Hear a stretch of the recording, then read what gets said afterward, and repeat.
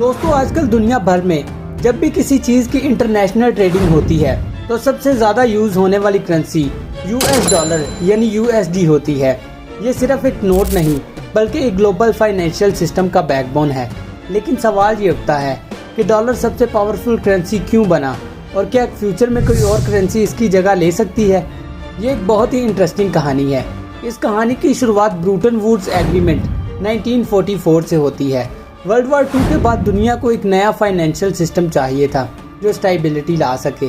America उस वक्त दुनिया का सबसे ताकतवर इकोनॉमी सिस्टम बन चुका था और इसके पास सबसे ज़्यादा गोल्ड रिजर्व भी थी। इस वजह से एक एग्रीमेंट तय हुआ जिसमें यह डिसाइड किया गया कि दुनिया की सारी बड़ी करेंसीज यूएसडी से लिंक होगी और यूएसडी का बैकअप गोल्ड होगा। इसका मतलब ये था कि अगर किसी के पास $35 हैं तो वो 1 आउंस गोल्ड के बराबर होगा। लेकिन 1971 में यूएस प्रेसिडेंट रिचर्ड निक्सन ने ये फैसला बदल दिया। अमेरिका ने गोल्ड स्टैंडर्ड को खत्म कर दिया, यानी अब डॉलर डायरेक्टली गोल्ड से लिंक नहीं रहा। इस वजह से थ्योरेटिकली डॉलर की वैल्यू गिर सकती थी, लेकिन ऐसा कुछ भी नहीं हुआ। उस वक्त तक दुनिया की मेजर ट्रेड और फाइनेंशियल ट्रांजैक्शन ऑलरेडी डॉलर में हो रही थी। इस वजह से लोगों का डॉलर पर ट्रस्ट बना रहा। डॉलर की स्ट्रेंथ सिर्फ अमेरिका की इकोनॉमी पावर से नहीं बल्कि कुछ और फैक्टर्स भी इसे दुनिया की मस्ट डोमिनेट करेंसी बनाते हैं। पहला और सबसे इम्पोर्टेंट फैक्ट है पेट्रो डॉलर सिस्टम। 1970s में अमेरिका और सऊदी अरेबिया के दरमियान एक सीक्रेट डील हुई जिसमें सऊदी अरेबिया ने ये एग्री किया कि वो ऑयल सिर्फ यूएसडी में बेचेगा। बाकी कंट्रीज ने भी यही सिस्टम फॉलो किया। ये एग्रीमेंट इस वजह से इम्पोर्टेंट था क्योंकि पूरी दुनिया को ऑयल की ज़रूरत थी और अगर ऑयल सिर्फ डॉलर्स में मिलता तो हर कंट्री को यूएसडी की ज़रूरत थी। दूसरा फैक्ट है IMF यानी इंटरनेशनल मॉनेटरी फंड और वर्ल्ड बैंक। ये दोनों ग्लोबल फाइनेंशियल इंस्टीट्यूट हैं जो मस्टली लोन और फाइनेंशियल एड्स यूएसडी में देते हैं। इस वजह से जब भी कोई मुल्क IMF या वर्ल्ड बैंक से लोन लेता है तो उसको भी यूएसडी रखना पड़ता है। तीसरा फैक्ट है यूएस की मिलिट्री और पॉलिटिशियन पावर। अमेरिका सिर्फ एक इकोनॉमी सुपर पावर नहीं बल्कि एक मिलिट्री सुपर पावर भी है। दुनिया में बहुत सी जगहों पर यूएस मिलिट्री बेसिस हैं और अमेरिका की फॉरेन पॉलिसीज भी डायरेक्टली या इनडायरेक्टली डॉलर की स्ट्रेंथ को सपोर्ट करती हैं। दोस्तों जब भी कोई करेंसी इतनी पावरफुल होती है तो नेचुरली उसको चैलेंजेस भी फेस करने पड़ते हैं। आजकल दुनिया भर में कुछ अल्टरनेट करेंसीज आगे बढ़ने की कोशिश कर रही हैं जो फ्यूचर में डॉलर को चैलेंज कर सकती हैं।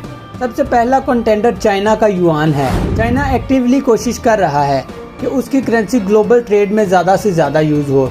चाइना ने रशिया, ब्राज़ील और कुछ गल्फ कंट्रीज के साथ एक एग्रीमेंट किया है जिसमें डॉलर की बजाय चाइना की कंट्री में ट्रेड की जा रही है। दूसरा बड़ा चैलेंज है BRICS नेशंस यानी ब्राज़ील, रशिया, इंडिया, चाइना और साउथ अफ्रीका। ये सब कंट्रीज मिलकर एक अल्टरनेटिव फाइनेंशियल सिस्टम डेवलप करना चाहते हैं। ये कंट्रीज एक ऐसी करेंसी सिस्टम पर काम कर रही हैं जो डॉलर से फ्री हो। तीसरा चैलेंज है क्रिप्टो करेंसीज जैसे कि बिटकॉइन वगैरह।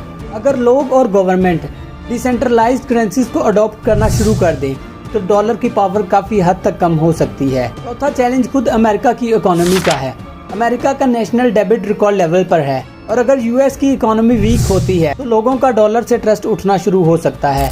आज भी दुनिया भर में 60% फॉरेन एक्सचेंज रिजर्व यूएसडी में होती है और ग्लोबल ट्रेड 80% डॉलर में होती है। फ्यूचर में अगर चाइना, BRICS और क्रिप्टो करेंसीज अपनी पोजीशन मजबूत रखें, हो सकता है कि डॉलर की एब्सोल्यूट डोमिनेंस कम हो जाए।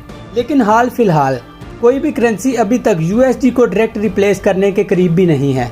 IMF और वर्ल्ड बैंक जैसी इंस्टीट्यूट इस पर हैवीली डिपेंड करती हैं। इस वजह से फिलहाल डॉलर का बिल्कुल ख़त्म होना मुश्किल है।